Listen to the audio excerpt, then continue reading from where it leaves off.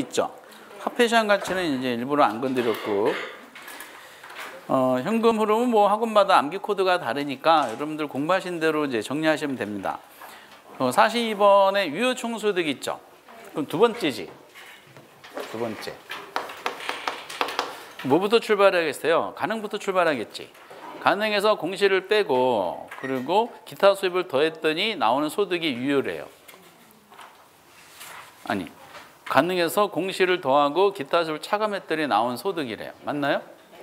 X지. 더하고 차감이 바뀌었죠. 가능에서 공시를 빼고 기타 수입을 더해야지 유효가 나오죠. 이건 X.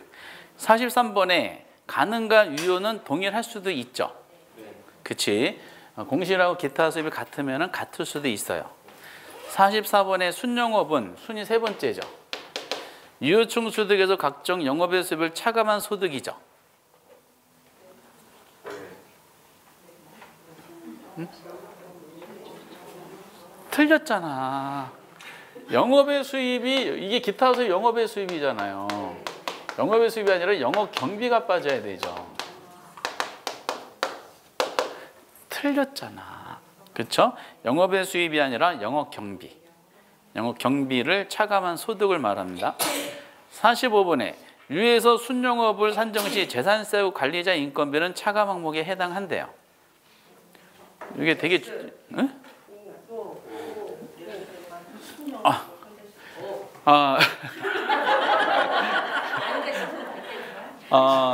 영업 경비 있죠. 여러분들 꼭 제가 스쿼트 할 때 그 별표 칠하는 게 있었어요. 영업이 포함되는 게 포함이 안 되는 게 있죠. 경비에 포함되면 차감 항목이잖아. 포함 안 되는 건 차감 항목이 아니지. 그럼 당연히 이 말은 무슨 뜻이냐? 차감 항목에 해당한다는 말은 영업 경비에 해당하느냐 안 하느냐 여쭤본 거예요. 재산세 경비에 해당이 돼야 안 돼? 돼요. 관리자 인건비 돼요. 안 되는 거 지금도 할 수가 없으니까 이건 당연히 맞는 말이지. 46번에 순영업소 등 건물의 감가상각비가 포함되어 있나요? 감가상각비 경비에 해당이 돼 안 돼? 안 되지. 그러면 감가상각비 공제했어 안 했어? 그럼 지금 감가상각비가 된 상태야 안 된 상태야? 안 된 상태지. 그러면은 당연히 순영업소 등 감가상각 포함되어 있겠어 안 됐겠어? 국어가 잘 보세요.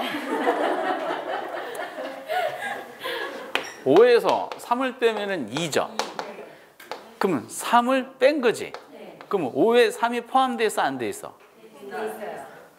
돼 있지. 그럼 감가상각비가 경비에 포함이 안 돼 있다는 걸 알고 계시잖아. 객관식 지문으로 나왔으니까. 아직 공제를 안 했잖아. 뺐어 안 뺐어? 그럼 감가상각비가 이게 들어가 있어 안 들어가 있어? 들어가 있지. 그거지 그거. 그러니까 이제 경비에 해당이 안 되는 거기 때문에 아직 공제를 안 했어요. 이거는 세후할 때 이제 계산이 되잖아요. 때문에 아직은 상각하기 전에 순영업 소득을 말하는 거죠. 이건 당연히 맞는 말이지. 경비에 해당되느냐 아니냐 이렇게 여쭤볼 수도 있다는 겁니다.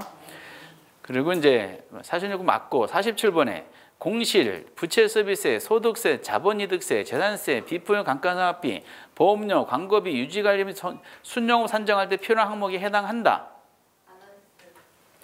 이게 이제 객관식 질문은 몇 번 나오는 건데 박스 쳐놓고 몇 개냐 질문하잖아. 순영업소득을 구할 때 필요한 항목 아닌 거 물어보죠. 그럼 위에 있는 건 다 알아야 되잖아. 공실 알아야 돼 몰라야 돼? 알아야 되죠. 부채서비스세 몰라도 되지. 밑에서 공제하는 거니까. 그리고 영업소득세도 몰라도 되죠. 그리고 자본에서 몰라도 되잖아. 처분시에 고려되는 거니까. 재산세는 알아야 돼. 비품의 감가상각비 알아야 돼. 비품이 감가상각 비품은 포함되는 경비에 포함되니까. 보험료, 광고료, 유지관리 전부 다 영업 경비잖아. 그러니까 포함 분석 시 필요한 항목에 해당한다 그랬을 때 아닌 게 3개가 있죠. 뭐 부채서비스에 소득세, 자본세는 포함이 안 되는 거야. 이렇게 이제 생각하시면 되고. 그리고 이제 사실 세전 나왔죠. 세전은 4번째 소득이죠. 순에서 서비스액 차감한 소득. 맞지? 순에서 차감한 소득이 세전이잖아요. 49번에 순영업 소득은 세전에다가 부채 서비스액을 가산해서 계산한대. 맞죠? 순에서 서비스 빼면 세전이지. 세전에다가 서비스 더하면 순이잖아. 그러니까 위에서 내려오는 것보다 밑에서 올라가는 것도 시험에 나옵니다. 50번에 세전에다가 부채 서비스가 영업 경비를 가산하면 유효가 나온대. 맞죠? 세전 부채 더했고 경비 더하면 유효가 나오잖아. 그렇죠? 이런 식으로. 51번에 100% 자기 자본 투자했죠. 그럼 유효와 순은 같대. 아, 틀렸잖아. 100% 자기 자본, 여기 순까지가 총 투자잖아요. 세전부터가 지분 투자죠. 100% 자기 자본 투자는 부채 서비스액이 없잖아요. 그럼 뭐하고 뭐가 같아? 순하고 세전이 같은 거지. 순하고 유효가 같은 경비가 없어야 되는데 경비가 없을 수가 없어요. 그래서 100% 내돈가족 투자하면 부채 서비스 없기 때문에 순하고 세전은 같을 것이다 라는 거죠. 근데 이게 시험에 비슷하게 나왔었죠. 어떻게 나왔었어? 기출문제 보면 순영업소득과 세전현금 수지는 동일한 경우는 없다 이렇게 나왔잖아요. 틀렸지? 네. 동일한 경우도 있잖아. 이 경우 수에 요거는 이제 어쨌든 X 유효총소득을 세전현금 수지로 바꿔주시고요. X. 52번에 새우 있죠. 새우는 세전에서 소득세 차감한 거죠. 맞지? 새우는 세전에서 소득세 차감한 것이 새우. 정확합니다. 그 과세 대상 소득이 0이라면은 세전과 새우는 같대. 그렇죠? 과표가 0이면은 소득세가 얼마 나와? 0. 그러면 세전과 새우는 같겠지. 뭐 이런 식으로 억지로 만드는 겁니다. 54번에 새우에다가 소득세 더하면 세전이 나온대. 맞죠? 이것도 시험에 한번 나왔었죠. 여기다 밑에서 올라가는 거죠. 그리고 이제 현금 흐름 이렇게 해놓고 55번의 화폐 장아찌 중에 이자율이 상승할수록 일시불의 내가계수는 증가한대. 맞죠? 그럼 일시불의 내가 혹시 공식 기억나세요? 어떻게 되세요? 이거죠. 이게 이자율이지. 이게 상승했으니까 이퀄이니까 얘도 같이 상승하죠. 그런 건 맞고요. 그리고 이자율이 상승할수록 일시불 현가계수는 감소한대. 맞죠? 일시불의 현가계수는 공식이 어떻게 돼요? 1 플러스 R의 N승분의 1이니까 이게 올라가면 분모가 올라간 거죠. 분모랑 항상 반비례 관계니까 얘는 어떻다? 작아지가 되는 겁니다. 아, 그렇구나. 그리고 이제 작년에 나왔던 56번에 연금이 현가계수에다가 일시불의 내가계수 곱하면 저당상수가 된대요. 응? 그렇지. 여러분들 요즘에 트렌드 문제인데 연금 현가계수 공식이 어떻게 돼요?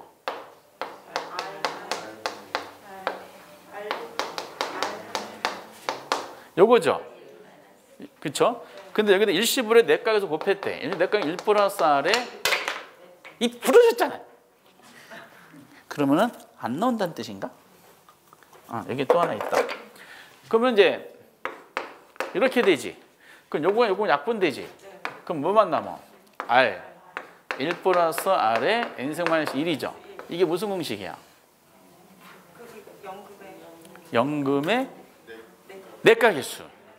그렇잖아. 저당상수가 아니라 연금의 내가계수라고 해야 되지. 요거. 그러니까 이게 4년 전에 처음 나올 때는 낯설었는데 지금 이 문제가 나오기를 되게 원합니다. 단순한 내용이니까 공식을 활용하는 것이고, 그리고 57번에 연금의 내가계수와 감추행계수 곱하면은 0이 된대. 둘은 무슨 관계야? 역수관계. 역수관계는 어떻게 알아? 분모분자 정반대니까 곱하면은 1이라고 해야 되지. 그치? 0이 아니라 1 이렇게 됩니다. 여기까지 화폐는 약간 이제 요즘에 트렌드고, 지난번에 치코테에서 제시해드렸던 지문을 꼭 한번 연습해 보시면 좋겠어요. 그리고 이제 58번부터 화폐 시장과 투자 분석 기법으로 이제 마무리 짓는 투자론에 대한 논리인데 거의 이쪽은 공부 안 하시더라고. 지금 동영을 지금 3회차 연습하고 있는데 여기만 들어가면 정답률이 현저하게 낮아져. 점점 시간이 지날수록 책에서 오려버리는 느낌이 들어요. 옆에서 공부 안 하시는 것 같아. 이제 간단하게 아니야, 신경 쓰면 안 할래. 정답 30%대, 막 40%대, 20%대 막 나오죠. 그럼 58번의 투자 분석 기법은 두 가지로 나눠지죠. 화폐 시장 가치를 고려하는 방법과 고려하지 않는 방법 나눠지잖아. 고려하는 방법의 종류 몇 개? 4개 정도 기억하셔야 되죠. 먼저 할인연금 수지 분석법에 3개 있잖아요. 순수내가 있고, 그리고 현가인수관법이 있어요. 쭉 나열했죠. 그 종류 꼭 기억해 주셔야 돼. 맞지? 이것도 자주 나옵니다. 단순하게 나오는 거. 그리고 이제 59번에 과연 이쪽을 제대로 하시는지 모르겠는데 59 총소득 승수 있죠. 승수니까 총소득 가지고 만든 승수잖아. 승수는 배수지. 그러면 총소득 승수야. 그럼 승수의 명칭에 해당하는 소득이 있죠. 밑으로 집어넣으라고 해서 위로 덮으라 그랬어. 밑으로 깔아. 깔아. 이렇게. 총소득. 그럼 5에다가는 투자 덮어야 되지. 무슨 투자 개념이야? 이거를 공식으로 아는데 문제는 국어가 안 돼. 그럼 총소득 승수는 총투자액을 세후로 나눈 값이래. 맞아요? 벌써 밸런스가 안 맞잖아. 총소득이 세후가 나면 안 되지. 세후를 총소득으로 바꾸셔야 되고요. 순소득 승수 있죠? 순소득 승수는 밑에 뭘 집어넣어? 순영업소득. 위에는 뭔 투자? 총투자. 근데 벌써 순까지가 우리가 아까 논했던 가이순까지가 총투자잖아요. 벌써 무슨 투자가 나왔어? 지분투자 나왔어. 지분투자 어디서부터 지분투자야? 세전부터 지분투자잖아. 부채에서 털어내고 넘어온 세전부터. 그럼 벌써 밸런스가 안 맞아. 이거 확인할 필요 없어. 순인데 왜 지분이 나와? 총투자를 뭘로 나눠야 돼? 순. 이렇게 다 틀렸죠. 60번에 총자산 회전율이 있어. 이건 뭐의 역수야? 그쵸? 이거 역수잖아요. 이게 회전율이지. 공식을 어떻게 하면 돼? 뒤집으면 되겠지. 총자산에 대한 뭐다? 총소득. 총소득. 그러면은 회전율은 총소득에 대한 총자산 틀렸지. 그 총자산에 대한 총소득 해야 되잖아요. 국어가 되세요? 안 돼요? 대안이란 말이 뭐야? 대안. 대안은 분모. 대안 앞에 있는 게 밑으로 가요? 위로 가요? 밑으로. 그치? 그럼 총자산에 이게 적어드려야지. 대한. 총자산에 대한 총소득. 이렇게 해야 되는데 지금 총소득에 대한 총자산 돼 있죠? 틀렸어. 이게 X입니다. X. 이 정도만 하세요. 종합환원율 나왔죠? 이건 뭐의 역수야? 순소득 승수 역수죠. 아까 순소득 승수가 총투자를 순으로 나눈 값이라 그랬죠? 그리고 지분이 나오면 안 되지. 지분 투자에 대한 순영업이 아니라 뭐라고요? 총투자액에 대한 순영업을 말합니다. 둘은 그래서 순소득 역수가 되고 60은 세전승수 있죠? 세전이니까 세전을 밑으로 깔지. 위에 뭔 투자? 지분 투자. 그럼 세전 지분 투자액을 세전으로 나눈 거래. 맞지? 그리고 지분 투자 수익, 세후 수익률의 역수예요? 아니지. 얘는 뭐의 역수야? 지분 배당률의 역수지. 총의 순환 전지 후후. 그래서 세전승수 역수는 지분 배당률입니다. 그러니까 지분 투자 수익률이 아니라, 즉 세후 수익률이 아니라 지분 배당률 이렇게 하셔야 됩니다. 재밌죠?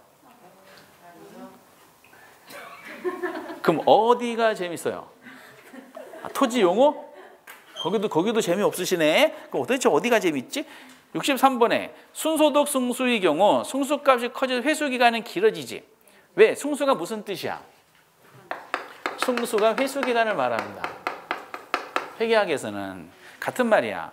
승수가 커진다는 말은 투자한 돈을 소득까지 회수하는 기간이 늘어진다는 뜻이야. 그래서 이렇게 같은 말이라고 알아두시고 맞죠? 64번에 순소득 승수가 커질수록 환원율은 작아지죠. 왜? 역수니까. 세전승수 커질수록 지분 배당률 작아지지. 왜? 역수니까. 그렇죠? 65번에 동일한 투자는 이것도 많이 보시던 건데 일반적으로 순소득 승수가 총소득 승수보다 크다. 그럼 순소득 승수가 커요? 아니면은 총소득 승수가 커요? 아래가 더 크지. 세전 승수가 커요? 세후 승수가 커요? 세후 승수가 더 크지. 아래가 더 커. 그냥 소득이 더 낮기 때문에 그래요.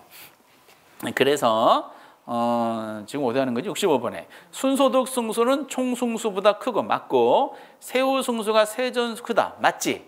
이거 참 잘 만들었던 기출 지문이었어요. 60은 현가의 시간이라고 있어요. 여러분 현가의 시간은 두 가지만 기억하면 돼요. 우리가 현가의 시간 논할 때 얘는 뭐냐면 첫 번째 화폐의 시장 가치를 고려하는 방법이야. 그리고 또 하나는 요 지문이야. 화폐의 시장 고려하는 현가의 시간법은 화폐를 고려하지 않는 단순의 시간이 있죠. 그럼 회수기간이 현가가 더 길까? 단순이 더 길까?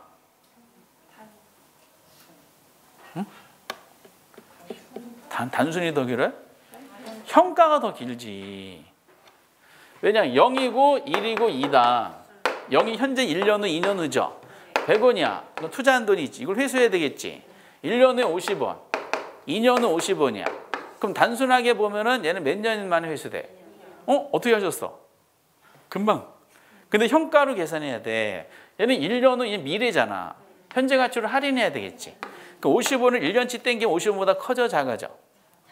작아질 거 아니야. 1년치 할인해야 되니까. 그럼 예를 들어서 할인값이 만약에 계산하면 40원이다.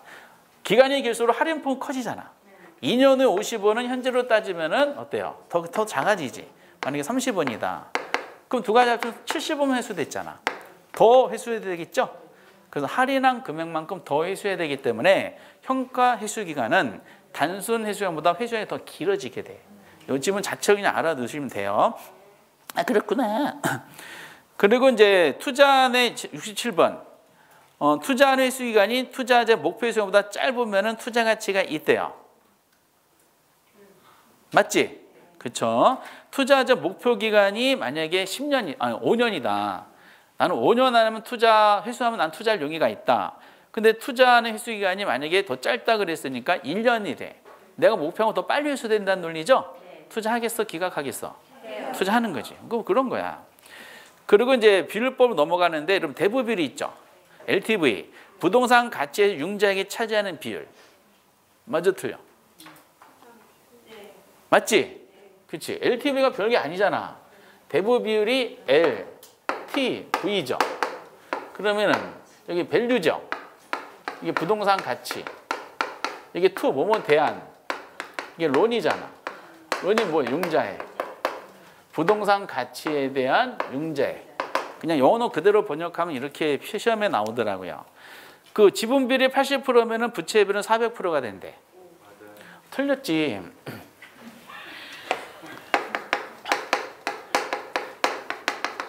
이게 LTV죠. LTV는 비례관계에 있는 게 무슨 비율이야? 부채 비율. 부채 공식은? 아니. 그 내 돈분의 내 돈분의 남의 돈이잖아.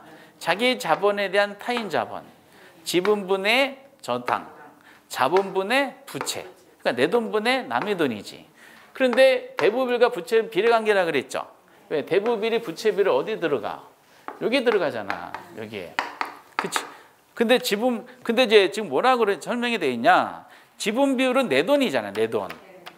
그러면은 내 돈하고 대부분 합치면 100% 나야 되겠죠? 그럼 내 돈이 부채비율 분모 여기 80%가 들어가야 되잖아요. 지분 비율 80%라는 것은 대부 비율은 몇 %라는 뜻이야? 20이라는 거지. 20을 80 나누면 얼마 나와? 25%지. 0.25니까. 이해되세요? 그럼 400%가 되면 지분 비율이 80%가 아니라 대부 비율이 80%가 돼야 돼요. 그러니까 이거는 X지. 근데 이거를 이제 많이 틀리시더라고. 왜 틀렸어요? 그랬더니 그거 있잖아요. 대부비율 부채비율에서 20, 25, 50, 100, 60, 150, 75, 300, 80, 400, 90, 900, 100, 무한대 이런 식으로. 이게 뭔데 몰라요. 그냥 20, 25, 25 그래서 80, 400. 오케이 맞네 했는데 여기서 제시한 거는 대부비율이 제시한 겁니다. 그렇게 이제 활용을 잘 하시면 좋겠어요. 그리고 이제 대부비율과 더불어서 이제 쌍두마차가 있죠. 이게 부채 감당률이죠. 공식은 그렇지. 부채 서비스액분의 순영업소득. 개념하고 이제 의사결정 중심으로 나오는데 순영업소득을 부채 서비스액으로 나눈 비율. 맞지? 나눈 비율. 부채감 두 번째 지금 이거죠. 부채 감당이 1보다 크대요. 긍정적이야, 부정적이야? 긍정적이야. 1보다 크다는 분자값이 큰 거잖아. 그럼 왜 소득이죠? 그럼 뭐가? 순영업이 부채 서비스를 감당하고도 남는다 이렇게 해야 돼요. 맞지? 지문은 거의 69번에 나온 지문 말고는 안 나오더라고. 그리고 70번에 부채 감당률이 1이면은 지분 배당률은 0이 되고 세전승수는 무한대가 된대요.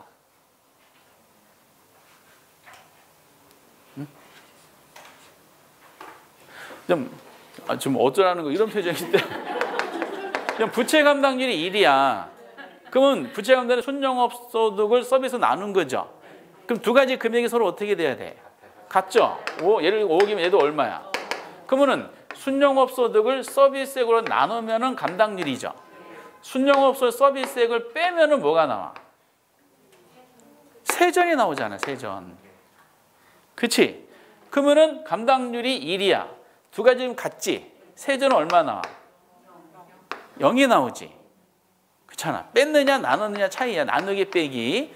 그런 식이야. 그런데 이 세전을 지분 투자로 나눈 비율을 뭐라 그래? 지분 배당률이라 그러지. 이해되세요? 그럼 감당률이 1이야. 세전은 0이야. 그럼 배당률은 얼마 나와? 0이 되는 거야. 그럼 감당률이 1이란 말은 무슨 뜻이냐면은 순영업 소득이 은행 돈만 감당할 수 있다는 뜻이에요.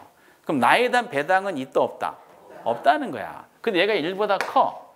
그럼 뭐라고 표현해? 보통 여러분 모의고사 같은 실제 기준 푸실 때 순영업 소득이 부채 서비스 감당하고도 남는다. 남는 건 누가 가져가는 거예요?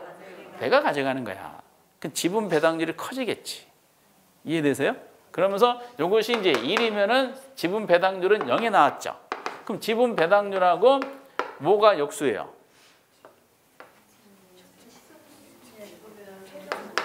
세전승수랑 역수잖아. 그럼 얘가 0이야.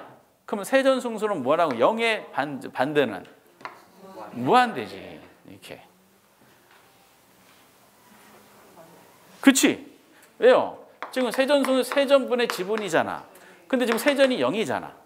어떤 숫자를 0으로 놔둬도 그 뭐라고 그래? 그 무한대라 그러는 겁니다. 해소할 수가 없기 때문에 좀 힘들면은 무시하시고요. 69번이라도 반드시 보셔야 되고 71번 채무불이익률 있죠. 채무불이익률은 이제 이걸 부채 감당률에 대한 논리를 조금 더 확장한 거죠. 딱 3개만 공부하면 되니까 채무불이익률은 어떻게 하는 거예요? 부채 감당률은 부채 서비스액만 감당을 여쭤본 거죠. 그럼 얘는 뭐까지 첨가한 거야? 영업 경비까지 첨가한 거죠. 그럼 경비까지 감당하려면 경비 앞에 있는 소득까지 해야 되잖아. 경비 앞에 있는 소득이 뭐예요? 유효총소득이지. 그럼 이게 논리적 다 가이순전에 나오는 건데 그러면 71번은 맞아요? 틀려요? 틀렸지? 뭐가 틀렸어? 순영업이 아니라 유효총소득으로 해야 되지. 경비까지 감당하는 거니까 71번이 그나마 가끔 나오고 72번에 그럼 채무불이익률이 나누기니까 모든 나누기 의사결정은 뭐라고 해야 돼? 나누기는 1 가지고 판단하죠? 그 채무는 1보다 크대. 좋은 거야? 나쁜 거야? 나쁜 거지. 1보다 크려면 우회 비용이 더 커지는 경우니까 1보다 크다는 유효가 경비화소를 감당하고도 남아요? 아니지. 남는다면 뭐 해야 돼? 1보다 작다고 해야 되지. 1보다 작은 경우 이렇게 하셔야 돼요. 70번은 X. 여기는 느낌상 거의 안 하시는 걸로 결정을 내신 것 같고 대신 이제 화폐 시장 가치를 고려하는 방법이 있죠. 순용가법, 수익성지수법, 내부순위법은 오히려 얘는 타겟팅이 가능해. 결과적으로 공부할 게 몇 개 안 돼. 그러면은 이게 더 수월할 것 같은데 몇 개만 정확하게 이제 알아두시면 돼요. 먼저 순용가법 있죠. 요것도 몇 개만 잘 정리해 주세요. 순용가법이라는 것은 별게 아니야. 순용가법이란 뭐 가지고 의사결정하는 거야? 아니 잘 보세요. 왜 순용가법을 했는지 명칭 순용가법이잖아. 순용가법은 뭐? 순형가로 순형가로 투자 가치를 평가하는 방법이에요. 이해되세요? 그러니까 명칭이 뭐다? 순형가법이야. 그럼 순형가로 투자 가치 평가하는 방법이다 보니까 뭐를 알아야 돼? 순형가를 알아야 되겠지. 그래서 꼭 기억하실 거 순형가에 대한 개념이 중요한 거예요.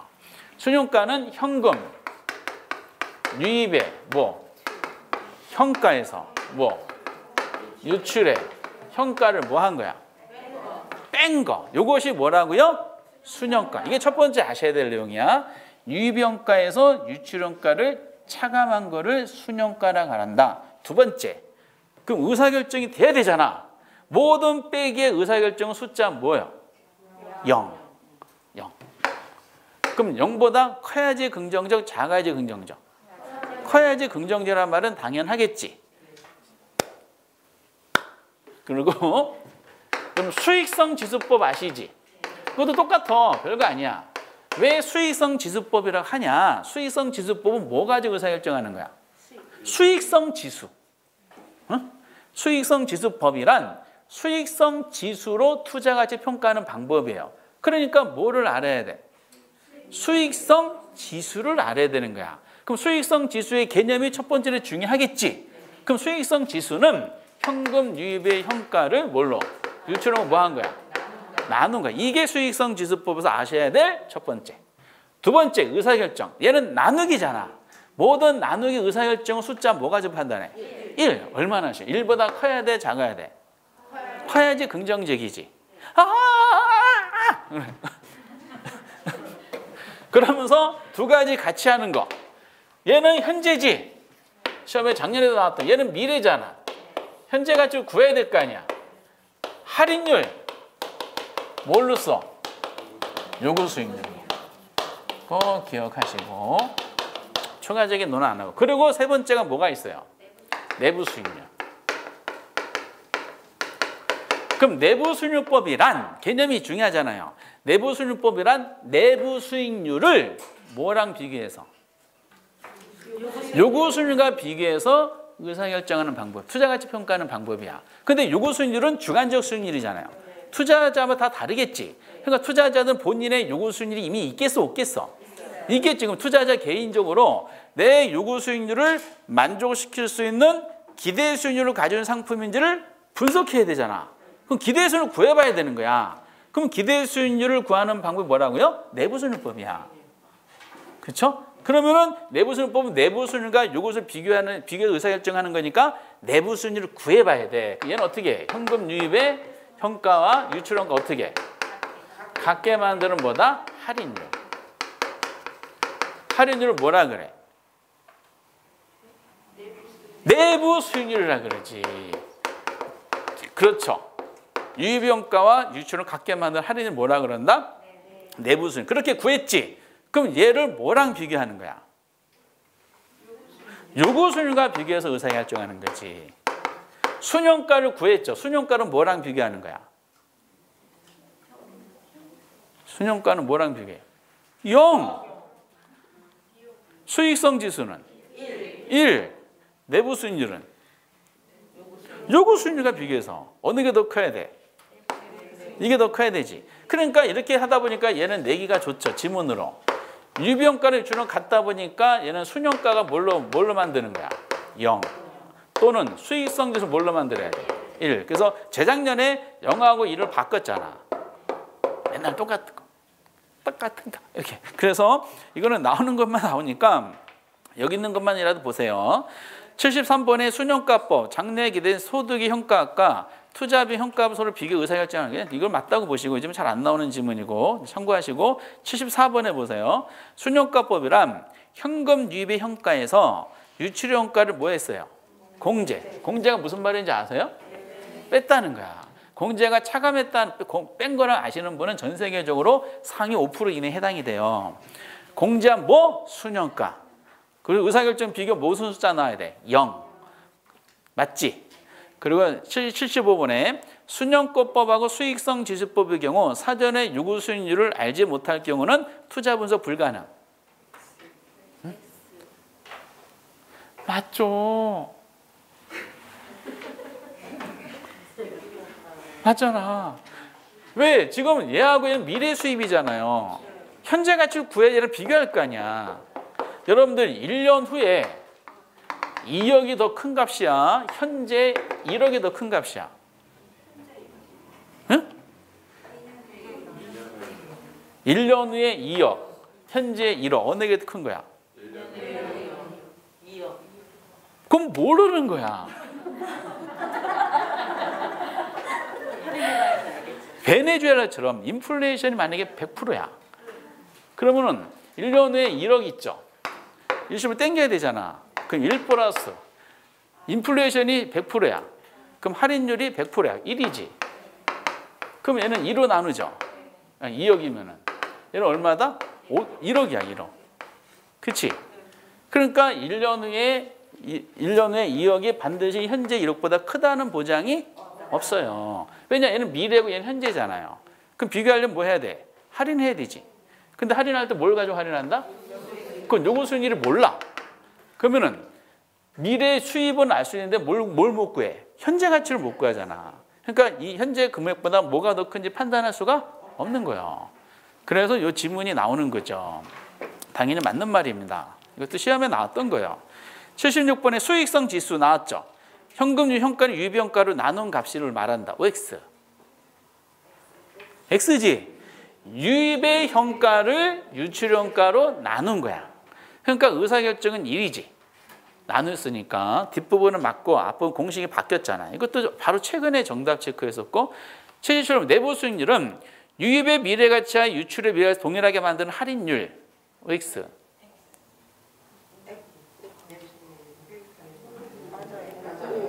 틀렸잖아. 여러분, 할인 현금 수지 분석법은 할인이 땡긴다는 뜻이잖아요. 반드시 현재 가치란 말이 반드시 들어가야 돼. 지금 미래 가치가 들어가 있잖아. 과거에 전형적인 오답 체크했었어요. 그러니까 이제 전부 다 미래가 현재가 바꾸셔야 돼요. 내부수익 유입의 현재 가치와 유출 현재 가치를 같게 만드는 할인율 이렇게 해야 돼. 그러니까 순현가를 뭘로 만들어? 0. 수익선을 뭘로 만들어? 1. 이렇게. 그리고 78번에 최근에 이거 올해도 평가사 시험에 나왔대. 우리 시험도 얼마 전에 나왔는데 순현가가 0이면 수익성 지수는 1이 되지. 맞지? 그러니까 여기 보세요. 얘는 0하고 비교하는 거잖아요. 얘는 1하고 얘는 내부랑 비교하는, 요거랑 비교하는 거잖아. 순현가가 0이야. 그럼 똑같은 금액이지. 그럼 수익성 얼마 나와? 1. 그럼 내부는 어떻게 돼? 뭐랑? 요거 저 같은 거지. 이해되세요? 다 부등호가 이렇게 연결이 돼야 돼요. 그러면 당연히 순현가가 0이면 수익성 1이 되고 내부는 요거랑 같게 되는 거야. 이게 맞는 말이죠. 그리고 이제 79번은 그냥 맞다고 하시면 되고 80번에 대한 논리인데 거기 두 번째 줄 보세요. 부의 극대화 기준이 있죠.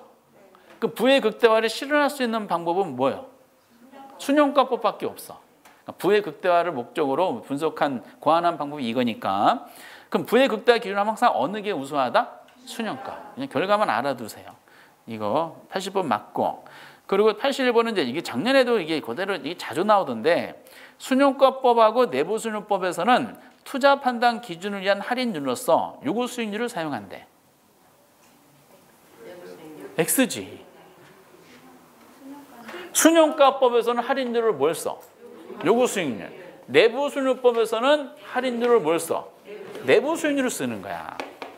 다르지. 그쵸? 어쨌든 이제 이런 식으로 해서 81번은 X지. 순현가법만 해당되고 내부순환법은 내부순환을 할인하는 겁니다. 그러니까 몇 개의 지문이 안 돼. 19태 했던 걸 더 줄여들었는데 이것만이라도 보셔야 되는데 안 하시는 걸로 결정이 났고요. 그리고 그러니까 이제 절반만 목표로 하세요. 그런데 이제 금융론은 이제 무난해. 금융론은 이제 철저한 이해와 이제 그 처절한 또 암기만 잘하시면 되니까. 신기하게 작년에 22번에 보면은 22페이지에 금융론 넘어왔어. 1번에 작년에 두 문제가 나왔죠. 자금 조달 방법 중에 지분금융하고 특히 부채금융을 기본 베이스로 깔아주셔야 돼요. 지분금융 방식에 몇 개 있어요? 우리 시험에서는 5개 신조립봉이 있죠? 신디케이션, 조인트 벤처, 리츠, 펀드, 증자 등이 있잖아. 다 자기 자본 조달하는 거죠. 자금 조달 방법, 신디케이션, 조인트 벤처, 리츠, 펀드, 증자, 지분금융, 나머지 부채금융. 맞지? 근데 부채금융보다도 지분금융의 종류 5개를 꼭 기억해 주세요. 근데 작년에 두 문제가 나와가지고 똑같은 문제 2개가 나와서 올해는 조금 매우 불확실합니다. 근데 올해는 누가 뭐라 하더라도 금융론의 첫 번째 가장 많이 나온 테마기 그건 두 문제라고 하셔야 되는데 대출 받았지? 갚아야 돼. 상환 방법. 상환 방법으로 정리하셔야 돼. 다만 상환 방법은 요즘에 이슈가 되는 게 금리잖아. 그래서 고정금리랑 변동금리 관련된 걸 기본 베이스로 깔아주셔야 될 것 같아요. 이번에 고정금리 제도에서 이렇게 나왔어요. 그 전체 기간의 금리가 똑같죠. 그럼 고정금리 쪽이 더 시험에 많이 나와요. 두 가지 상황이 있기 때문에 그래요. 대출금리가 고정금리야. 그런데 대출 금리보다 시장 금리가 낮은 경우랑 높아지는 경우 있잖아. 그치? 이제 그런 상황입니다. 이번에 고정금리 제도에서 시장 이자율이 대출 이자율보다 낮아진대. 그럼 누가 불리할까? 대출자. 그렇지. 이제 잘 따져보세요. 찬찬히. 대출 금리죠. 시장 금리잖아. 근데 지금 고정금리 제도, 저기 고정금리죠. 시장 이자율이 대출 이자율보다 낮아졌다 그랬잖아. 그러면은 누가 불리하냐? 차입자가 불리하지. 차입자는 5년 전에 10%로 대출을 받아서 고정을 받아서 상환하고 있죠. 그럼 시장 금리가 예를 들어 1%라 생각해 보세요. 그럼 나는 10% 적용해서 상환하고 있는데 남들은 1% 대출 받잖아요. 그러면 미리 고금리로 대출 받아 상환하는 사람이 불리하겠지. 무슨 생각하겠어? 조기 상환. 그런 상황을 잘 보세요. 그럼 차입자는 기존 대출 조기 상환하는 것이 유리하다. 맞아요, 틀려요? 맞겠지. 예. 그리고 3번에 대출금리 고정금리인데 대출 시점이 예상 인플레이션보다 실제 인플레이율이 높아졌대. 요즘 같은 상황이죠. 그러면은 금융기관은 은행 누가 불리해? 그쵸? 지금 어떤 상황이냐? 요거는 두 번째 상황이죠. 대출 이자율보다 시장 이자 더 커지는 경우야. 이때 누가 불리한다? 대출자가 불리한 겁니다. 그런 상황을 보시면 돼요. 그러다 보니까 그럼 금융기관은 이익이고 차이도 서로 바뀌었죠. 많이 보시던 거예요. 그리고 4번에 대출 시점에 금리는 고정금리가 높아요? 변동금리가 높아? 고정금리가 높지. 이건 상식입니다. 당연한 말이고 5번에 향후 금리 상승이 예상된다 그랬죠. 거기가 전제 조건이야. 그럼 여기서 입장에 따라 달라. 기출해 보면은 대출자 입장에 낸 경우도 있고 차입자 입장에 낸 경우도 있어. 그럼 앞으로 금리 상승이 예상이 된대. 요즘 같은 상황이지. 그런데 누구 입장에 냈다? 차입자. 차입자는 그럼 어느 대출로 받는 걸 선호하겠어? 고정금리. 당연하겠죠. 그럼 변동금리 대출이 고정금리 대출 유리하다? 잘못됐네. 그러면 이건 뭐 차입자가 아니라 대출자라 해야지 맞겠죠. 대출자는 변동금리를 대출하는 거를 이제 선호하게 되는 겁니다. 상식인 것 같아. 틀려서 차입자를 대출자로 바꾸셔야 되겠고요. 6번에 차입자에게 고정금리 대출을 실행했대. 그럼 대출자 인플레 위험은 낮아질까 높아질까? 응? 지금 고정금리 대출 해줬잖아. 향후 예상치 못한 인플레가 터졌어. 이걸 전가시켜 못 시켜? 이건 다 누가 부담해야 돼? 그럼 대출자들의 인플레 위험은 커져야 작아져요? 커지겠지. 높아진다고 하셔야 되겠죠? 지금 이슈가 되는 게 이런 거죠. 그 7번에 변동금리 제도에서 이것도 올해 평가사 시험 이거 또 나왔대. 그 변동금리 제도에서 금리 조정 기간이 짧을수록 있죠. 누가 유리할까? 대출자. 왜냐 물어봤지. 왜? 신속하게 전가할 수가 있기 때문에. 그렇죠? 그러면은 대출자 유리하다. 맞잖아. 경험칙을 잘 살펴주세요. 그리고 이제 8번의 경우는 그 포인트가 채무불이행 위험이야. 채무불이행 위험은 금리 상승 시기에 나타난 거거든요. 그럼 변동금리가 더 클까? 고정금리가 더 클까? 변동금리가 더 크지. 변동은 고정에 비해 채무는 크다. 맞지? 맞고. 그 9번에 이제 변동금리 제도는 금리 인상이 상한이 설정된 경우는 누구를 보호하는 걸까? 차입자를 보호하는 거지. 대출자 측의 금리 위험을 감소시키는 것이 아니라 차입자라고 하셔야 됩니다.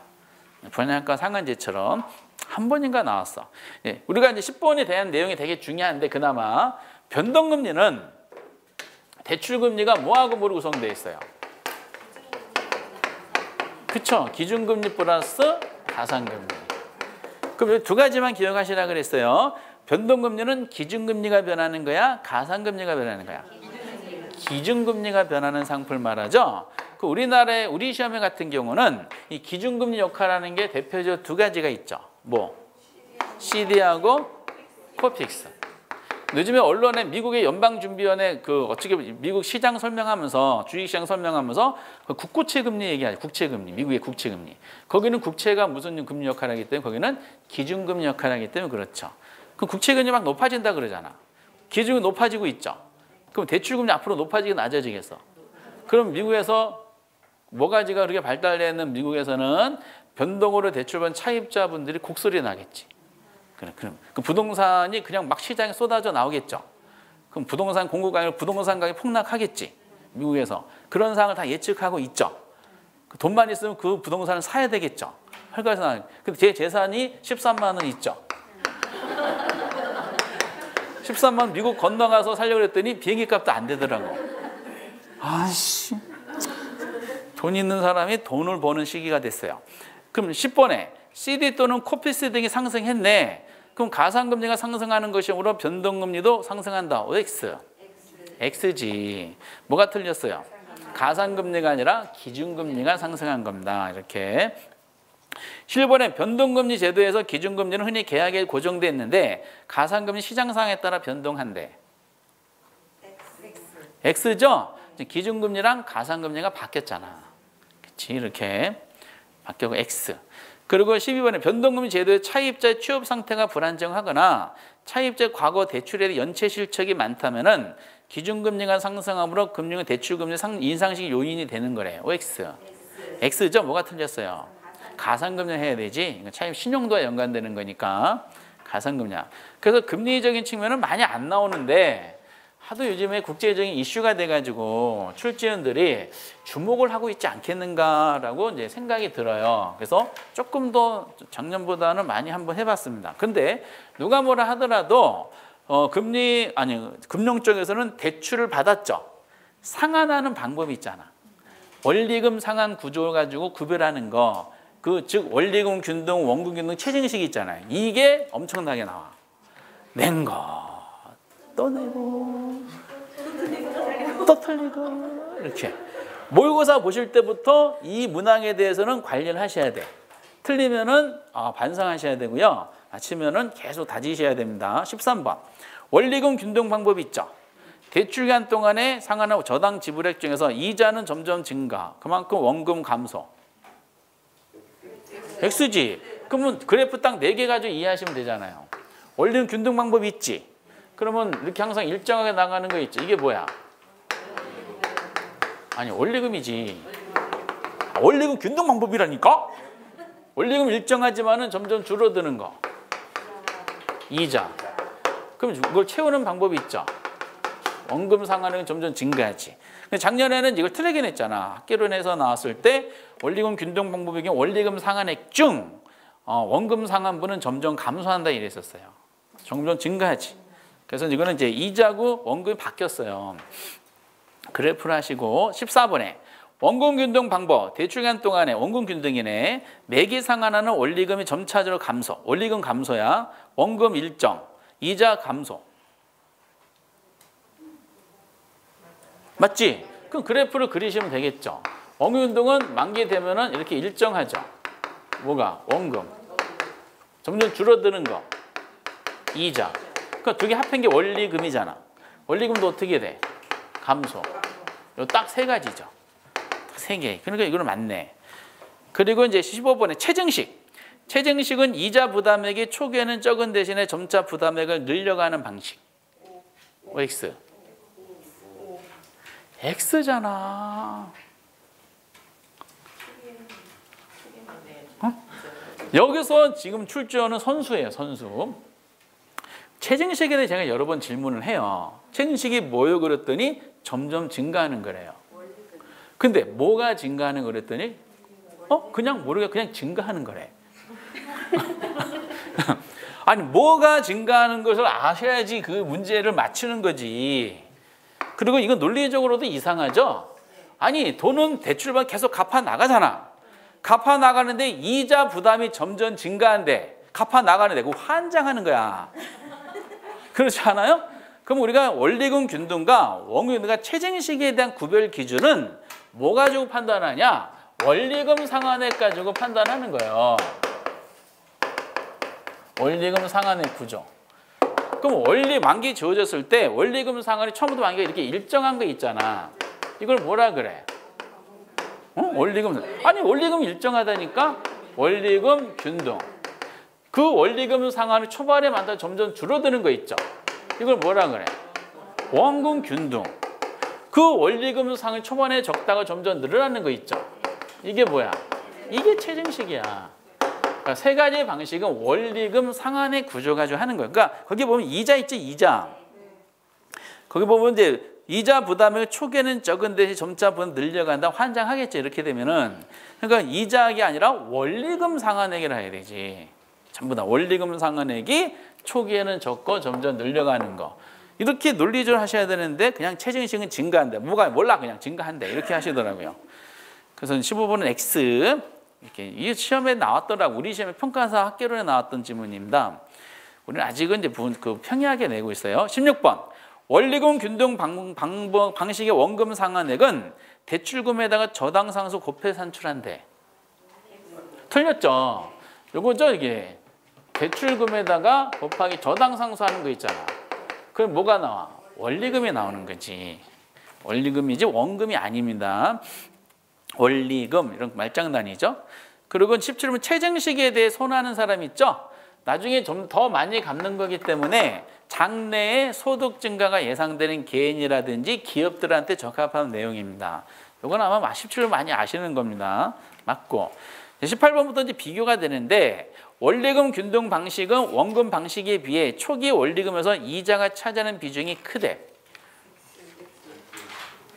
응?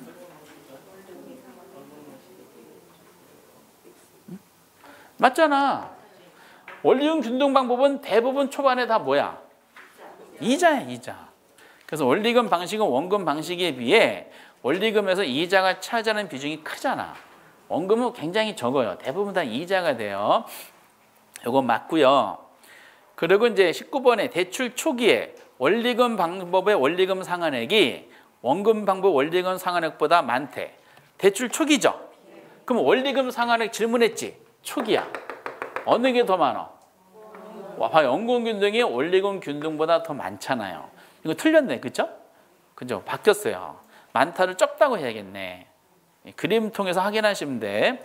그리고 20번은 원리금 방법은 원금 방법에 비해 초기 소득이 낮은 차입자에게 불리해요? 지금 이거 똑같은 질문이야. 초반에는 어느 게 상환 부담이 적어? 원리금 균등 부담이 더 상환 부담이 적잖아. 그러니까 초기 소득이 낮은 사람은 두 가지의 방식 중에 어느 걸 선호하겠어? 원리금 균등 방법 선호하겠지. 그러니까 그래서 불리하다가 아니라 유리하다고 해야겠네. X. 21번에 원리금 균등 방법의 총부채 상환 비율은 대출 기간 동안에 일정하게 유지가 된대. 요즘에 나오는 트렌드 지문이죠. X.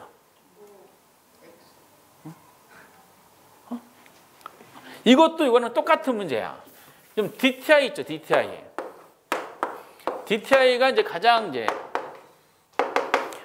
간단한 것이 이게 I가 인컴이거든요. 이게 뎁트. 소득에 대한 부채야. 그러면 이게 뭐냐면은 소득은 일정하다 봤을 때 이게 원리금 상환액이에요. 가장 간단한 구조가. 그럼 소득이 일정하다 그랬지. 그럼 결국 원리금 상환 구조가 DTI 비율을 결정하잖아. 그럼 아까 원리금 균등은 매 기간마다 원리금 상환이 어떻다 그랬어? 일정하죠. 그럼 얘는 처음부터 만기까지 항상 일정하니까 DTI 비율이 어때요? 일정하잖아. 그럼 만약에 원금 균등 물어봤으면 DTI 비율이 어떻게? 초기부터 만기까지 갈수록 점점 줄겠지. 그럼 최저임식 냈으면 어떻게 되겠어?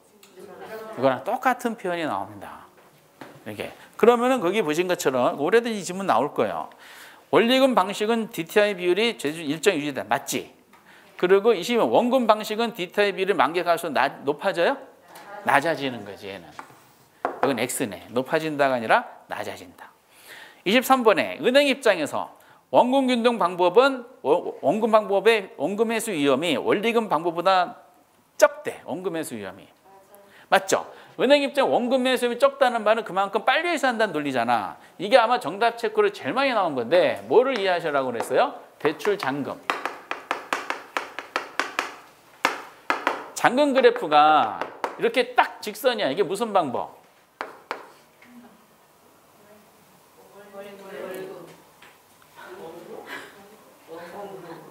원금 균등 방법이지.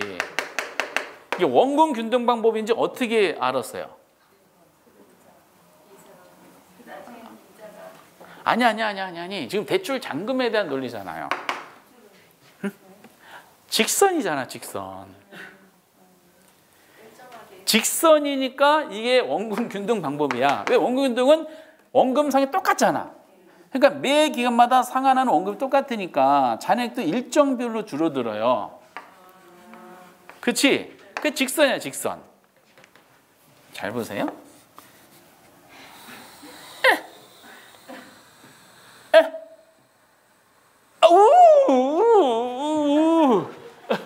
요거는 무슨 방법이야?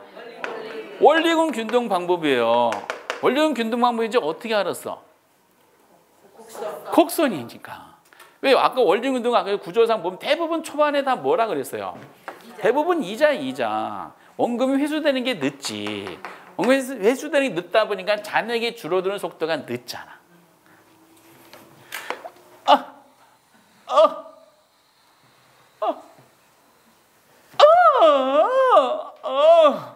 이건 뭐예요? 이건 체증식이잖아. 이건 체증식인지 어떻게 알았어? 그쵸? 초반에 잠깐 올라갔다가 내려가지. 그래서 요 영역이 유명한 뭐라고요? 여기가 대출 원금이잖아요. 잔금 그래프고 요 영역을 뭐라 그래? 응? 요걸 뭐라 그래? 요거 한 단어. 체증식에만 나오는 부의 상한. 숨이 막혀. 부의 상한 영역이지. 원래는 잔액이 줄어드는 게 원칙이잖아요. 갚아 나가니까. 근데 계약에 의해서 대출 잔금, 대출 빌린 돈부터 일시적으로 많아지는 상황이 발생해요. 그 부의 상한은 초반에 발생해요. 초반에 발생하는 거지. 이게 독특한 내용이 되는 겁니다. 어쨌든 이렇게 이제 시험을 자주 등장하는데 지금 어디 풀다가 만 거죠? 잠깐 어디 한 거지? 23번이죠. 그럼 당연히 원금 균등 방법, 원금 회수 위험은 더 빨리 회수되잖아. 그러니까 위험이 상대적으로 적지. 위험 빨리 회수되니까 맞지. 엄청 유명한 질문이에요. 24번에 대출액을 중도 상환한데 그럼 대출 잔금은 원금 균등 방법이 원리금 방법보다 적대. 맞죠? 이것도 그래프 잘라보면 돼. 중도 상환한데 그 원금도 여기가 대출 잔액이 남아있잖아요. 얘는 여기 남아있지. 원금 방법이 원리금보다 대출 잔금이 적다. 정확한 논리가 나오죠. 그리고 25번에 원금 방법은 원리금 방법보다 전체 대출 기간 동안에 누적 원리금 상환액이 더 크대. OX. 틀렸죠? 어차피 빌린 돈은 똑같죠? 1억 원이라는 대출 원금은 다 똑같아요. 결과적으로 누적 원리금, 대출 원금 플러스 이자 합이잖아요. 결국 뭐의 차이가 생겨요? 이자. 근데 이자는 항상 어디다 적용해요? 대출 잔금에다 적용해요? 대출 원금에다 적용해요? 대출 원금에다 적용하잖아요. 이놈의 돈은 갚아도 이자가 안 줄어들어. 그럼 환장하는 거지. 그래서 이자를 조항이 이게 이자액이잖아요. 이자액. 그럼 보시다시피 대출 잔금이 어느 게 더 높아? 원리금 균등방 원금보다 높잖아. 은행 입장 이자 수입이 어느 게 더 많겠어? 원리금 균등. 이렇게 나오는 겁니다. 그 은행 입장에서 주택 담보에서 어느 방법을 선호하겠어? 이게 같은 값이 원리금 균등을 선호하게 돼요. 담보가 잡혀져 있기 때문에. 잠깐 어디 하다 만 거지? 25번이죠. 그 원금 방법은 원리금 방법보다 기간 이거 틀렸네. 틀렸죠. 이제 더 크다 작다고 하든지 아니면 두 가지를 바꾸셔야 되겠어요. 시험의 전설입니다. 26번에 원금 균등 방법과 원리금 방법의 1회차 이자액은 똑같죠. 네, 왜냐 1회차 이자액은 항상 대출 잔금에다 해야 되는데 1회차는 갚은 돈이 없잖아. 어차피 이건 그냥 기억해 주세요. 한 번도 나온 적은 없어. 27번에 원리금 방법 점증과 비교했네. 상대적으로 초기에 자금 회수가 늦대. 잘 보세요. 자금 회수가 가장 빠른 게 세 가지 중에 뭐예요? 그 다음 원리금 균등, 그 다음에 체증식이지. 그러니까 비교 대상에 따라 달라져. 그래서 원리금 균등은 원금 균등과 비교하면 자금 회수 늦다고 나오는데 체증식과 비교하면 빨라요. 이렇게. 비교 3박자가 나오는 거지. 체증식과 비교했네. 늦다, 틀렸다, 빠르다. 28번에 점증, 체증식은 원금 방식, 원리금 방식에 비해 차입자의 첫해 원리금 상환액이 가장 적대. 요거 그래프 보면 되죠? 체증식은 첫해, 최저임금은 두 가지 방법보다 적어요, 적어요? 적지. 그럼 맞아요, 맞아요? 맞는 거야. 29번에 DTI. DTI는 담보가치를 중 대출 규모 결정. LTV는 차입자 소득 중심으로 대출 규모 결정. 틀렸지? 바뀌었지? 그렇죠. LTV랑 DTI가 바뀌었어요. LTV가 담보가치, DTI. 이거는 이제 계산 문제 중심 해드려야 돼. 근데 뭐 계산은 지금 할 때는 아니고 19태 했던 거 가지고 다시 한번 돌려보셔가지고 올해 강력한 계산, 금융에서 계산 문제 커버하시기 바랍니다. 그러면 여러분들이 지금 금융에 대해서 1번부터 어디까지야? 28번까지 공부하셨죠? 그러면은 최소 2문제는 맞힌 거야. 금융은 5문제가 나온다 봤을 때 우리는 목표가 3개. 하셔도 뭐 충분해요. 이미 다 합격 점수가 넘어간 상태이기 때문에. 그래서 이제 벌써 2개를 맞힌 거야. 기쁘지? 금융에서는 대출이 1등이야. 계산 문제 올해도 나오겠지만 1등이고 2등이 리치야. 3등이 뭐예요? 유동화야. 유동화. 그리고 나머지 기타. 그러면서 이제 3등 유동화가 있는데 유동화는 그 채권을 현금화 시키는 거죠?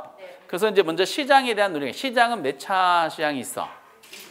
1차하고 2차. 1차 시장은 누가 나와야 돼? 차입자가 나와야 되지. 2차는 항상 누가 나와야 돼? 아니, 대출자는 다 들어가 있고 1차도 2차는 대출 다 들어가 있어. 누가 나와야 돼? 2차는? 투자자가 나와야 돼. 그러니까 그 핵심적인 단어가 있어요. 1차는 돈을 빌리고 차입자가 있어야 되고 2차 시장은 투자자가 있어요. 왜냐하면 2차 시장에서는 투자자 돈을 끌어들여가지고 대출 자금 마련하는 게 은행의 목적이기 때문에 그래요. 그래가지고 그 30번에 2차 저당시장 부동산 담보 저당 원하는 수요자와 담보대출을 제공하는 금융이 이루어진 시장 OX. X 이게 뭐라고요? 1차. 31번에 2차 저당시장은 S를 통해 투자 자금을 조달하여 자금 대출에 공급해 줄 시장. 맞지? 누가 나왔어? 투자자. 투자자. 거의 출제되지 않아요. 이제 개념만 보시고 32번에 개념 1차 저당시장은 채권이 형성되는 시장이죠. 이 주택 저당 채권이 있죠. 이거를 영어로 뭐라 그래? 아니 MBS가 아니라 그렇지.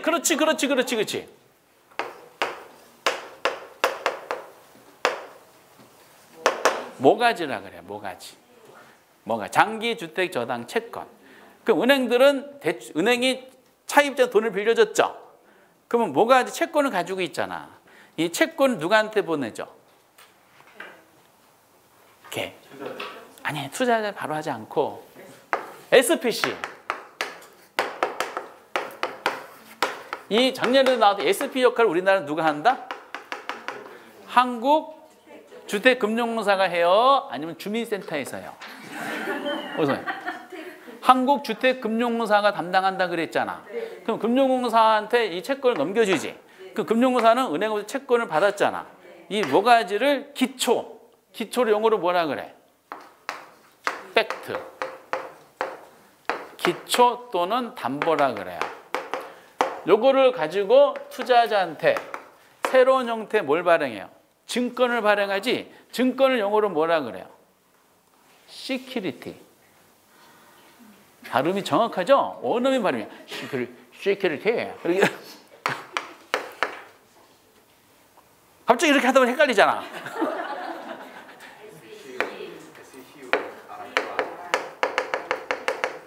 이런 거 아마 이렇게 될 거야. 시큐리티. 그러니까 그래서 요거를 줄여가지고 뭐래? M을 기초로 발행한 증권. 그래서 이거를 줄여서 MBS라 그러죠. 때문에 M을 기초로 발행한 시큐리티가 되는 겁니다. 이렇게. 그래서 MBS. 어쨌든 그런 구조예요. 그래서 이 어디 하다 만 거지? 32번, 31번이죠? 아닌데? 했는데? 32번. 그래서 1차 채권이 형성되는 시장이고 채권이 형성됐죠? 그 2차 시장은 이 채권이 뭘로 바뀌었어? 현금화가 됐잖아. 현금화 된다는 뭐라 그래? 유동화. 그래서 2차 시장은 1차 시장에 자금을 공급해 준 역할을 하죠. 이 자금 공급은 누구 자금을 공급해 주는 거야? 투자자 자금을 대출 자금 공급해 주는 거야. 요즘은 알고 계셔야 돼. 개념만이라도 알아두세요. 30번, 31번, 32번. 그리고 이제 효과는 거의 안 나오지만은 그래도 33번은 기억해 주세요. 채권 유동화 되면 은행은 좋아요, 나빠요? 좋죠. 왜냐? 차입자한테 20년, 30년 걸려 회수될 대출 자금이 누구로부터? 투자자로부터 빨리 회수가 되죠. 현금화가 용이해졌죠. 현금화가 용이해졌다는 말은 그만큼 유동성 위험은 감소한 거야, 증가한 거야? 유동성 위험이 증가했어요? 감소했다고 해야 되지. 유동성 위험은 감소. 유동성은 증가. 이게 유동성으로 질문을 물어보는 경우가 있고 유동성 위험으로 물어보는 경우가 있어요. 그래서 33번이라도 알아두세요. 유동성 위험은 증가가 아니라 감소. 이거 X고요. 그리고 이제 34번은 옛날 나왔던 재밌어서 한번 집어넣어봤는데 채권이 유동화되면 대출자인 금융기관이 많은 재원으로 일부 수요자 공급 자금을 공급해 준대. 맞아요? 틀려요? 이거 이상한 거 아니야? 많은 돈으로 일부 사람들한테 해준대. 그게 아니잖아. 그쵸? 이게 이상한 거야. 이게 좋은 점이야? 아니잖아요. 원래 대출 자금으로 말하는 제한된 자금 있죠? 많은이 아니라 제한된 재원으로. 그럼 뭐다? 많은. 일부가 아니라 많은. 이렇게 하셔야지 맞죠. 왜냐? 제한된 재원은 대출 자금으로, 예금으로 유치된 대출 자금이죠. 많은 차입자의 돈을 빌릴 수 있는 이유가 누구 돈이 들어오기 때문에 투자자 돈이 대출 자금 유입되기 때문에 그렇다는 논리죠. 그냥 참고하세요. 이렇게. 그리고 이제 35번부터 이제 별표 칠해야 될 내용이 많지. 우리 시험은 일반적으로 뭐가 많이 나와요? 그 MBS에 대한 종류. 우리는 그냥 가볍게 몇 가지만 암기하시면 돼. 4개. MBT에서 MBB, MBTB, 뭐 있죠? 다시 발음이 정확하셔야 돼. MBTB, 뭐 대단하지 않아요? 요거에 대해서 가볍게 정리하시면 돼요. 그럼 가볍게 주무셨다 하도록 하겠어요. 그렇지. 그렇게 하는